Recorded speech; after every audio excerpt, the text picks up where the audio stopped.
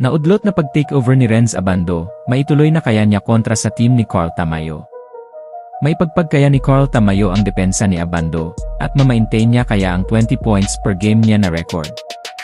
Sa nakaraang laban ng anyang Red Boosters, nakatapat nga nila ang Wonju DB Promi na pinangungunahan ng kapwa kababayan na si Ethan Albano, at dito muling nagpakita ng ganda ng laro si Renz Abando. Maaga pa lang sa first quarter, nagpakawala na agad ng 3 si Renz.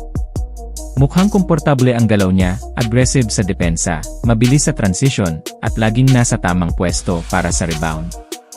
Dahil dito, nakuha agad ng anyang ang rhythm sa opensa. Pero hindi nagtagal, nag-adjust ang Wonju.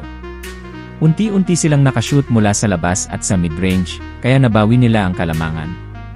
Palitan ng runs, palitan ng momentum, literal na chess match sa court. Pagdating ng second quarter, mas naging physical ang laban. Si Abando, kahit minsan hindi masyadong hawak ang bola, ramdam pa rin ang presence dahil sa kanyang hustle plays.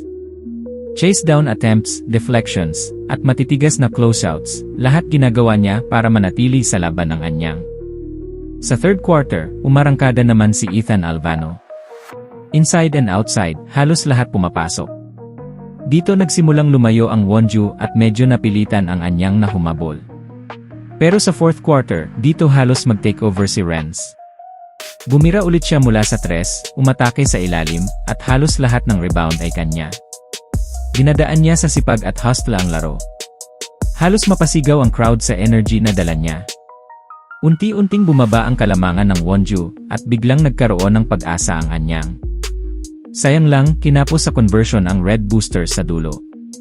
May mga tira na hindi pumasok at ilang pagkakataon na nasayang. Kaya sa huli, lumamang pa rin ang Wonju. Pero kahit talo, solid pa rin ang stat line ni Renz Abando. 11 points, 7 rebounds, at 3 steals, all-around performance na puno ng effort at hustle. At hindi pa dito nagtatapos ang laban.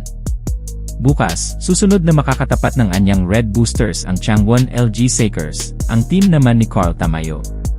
Panibagong All-Filipino showdown sa KBL, energy at athleticism ni Abando kontra sa size at scoring ni Tamayo. Siguradong exciting at pagkakataon nito para kay Renz na tuluyang makabawi at tapusin ang takeover na nabitin.